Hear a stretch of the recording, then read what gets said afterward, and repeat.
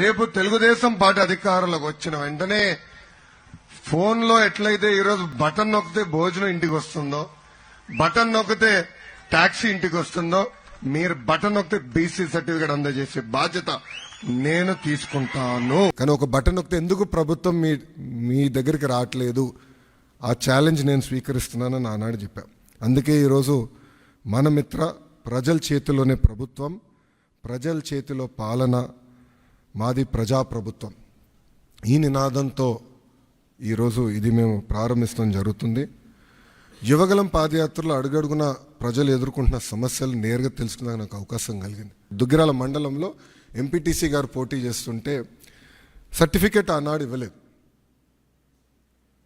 కావాలని BC certificate ఇవ్వలేదు.